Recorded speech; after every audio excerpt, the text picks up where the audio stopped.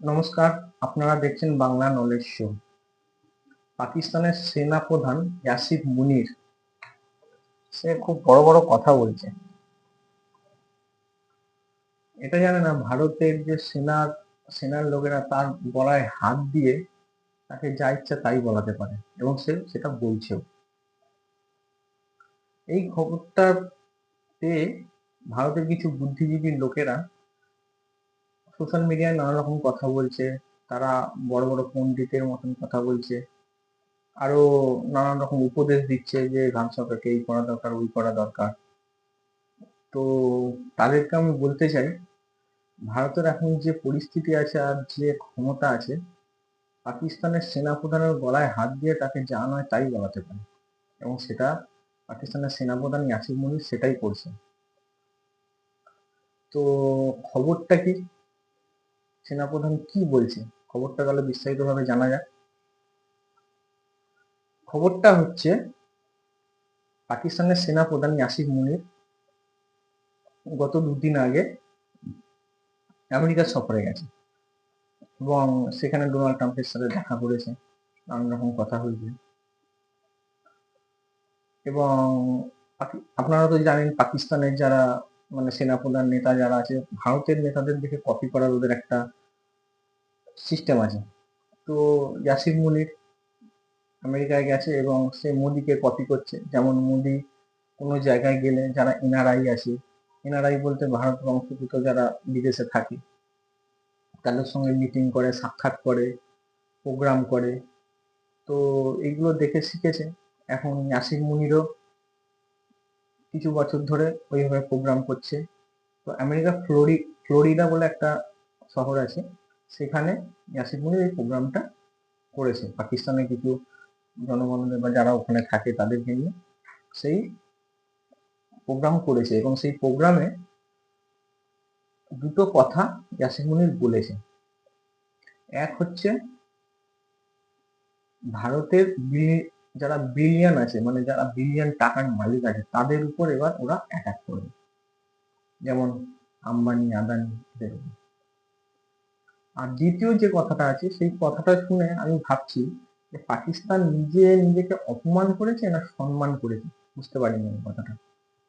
তো কথাটা হচ্ছে, বলছে ভারত নাকি একটা চকচকে মার্সিডিজ এবং পাকিস্তান একটা ট্রাক, মনে হচ্ছে সেই পচা ধজা লরি যাকে বলা হয়, যাতে ময়লা ফয়লা বয়ে নিয়ে।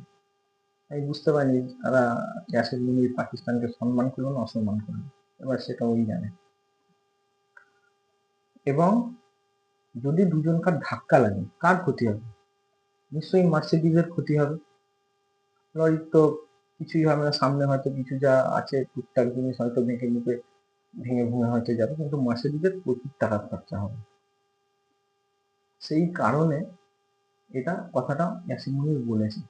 কেন বলেছে? কারণ ভারত হচ্ছে এমন একটা এখন অর্থনীতিতে এমন একটা গতিতে চলছে, এত হাই স্পিডে এগোচ্ছে অর্থনীতি ভারতে, সেই কারণে মার্সিডিজ বলছে চকচকে মার্সিডিজ। এবং যদি কোনো রকম যুদ্ধ দুজনকার মধ্যে বড় দিনে একটা খুব ভীষণ যুদ্ধ হয়, ক্ষতি কিন্তু ভারতের হয়। এটা নিয়ে যারা বুদ্ধিজীবীরা আছে তারাও বলছে যে ভারতের কিন্তু প্রচুর ক্ষতি হয়ে যাবে যদি এই সময়, কারণ ভারত যে রকেটের মতন গতিতে অর্থনীতিতে এগোচ্ছে, ভারতের ক্ষতি হবে।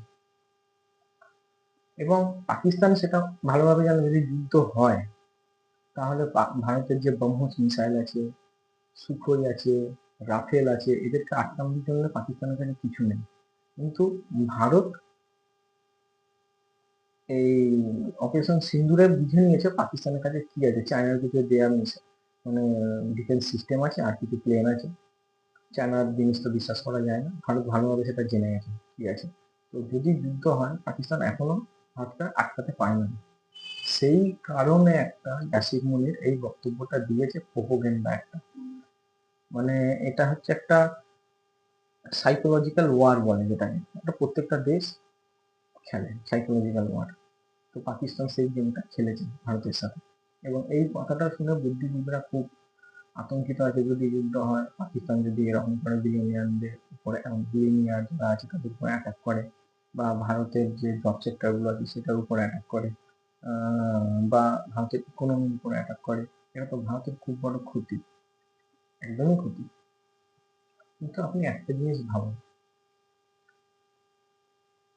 আজ ভারত মার্সিডিজ কে মানে পাকিস্তানের সেনাপ্রধান বলছে ভারতের মার্সিডিজ। 5 বছর, 7 বছর, 8 বছর, 10 বছর পর ভারত যখন 3 নম্বর ইকোনমিতে আসবে, যখন আমরা চায়নার সাথে টক্কর নেব, তখন তো আমাদের অর্থনীতির উপর হামলা হলে আরো বেশি ক্ষতি হবে, তাই না? কারণ তখন আমরা তো মার্সিডিজ হবো না, তখন আমরা লুম্বারগিনি হবো, বুকাটি হবো, রোলস রয়েলস এর মতন আমাদের অর্থনীতি থাকবে। তো তখন ক্ষতিটা আরো বেশি হবে। সেই কারণে এই সময় পাকিস্তানকে পুরোপুরি দমিত করা একদম ঠিক সময়। এই সাপের ফোনা যতক্ষণ না ঠিকভাবে ভেঙে দেওয়া হবে, ততদিন এই ফোনা বারবার উঠতেই থাকবে। এখন আমরা মার্সিডিজ আছি, পরে যখন আমরা আরো লম্বারগিনি হবো, রোলস রয়েলস হবো, তখন ক্ষতি হলে তখন বড় ক্ষতি হয়ে যাবে। সেই কারণে এই এখন একটা সময় পাকিস্তানকে এমনভাবে ওষুধ দেওয়া হোক যাতে পাকিস্তান দ্বিতীয়বার যেন আর সোনা তুলতে না পারে। নমস্কার, বন্দে মাতরম।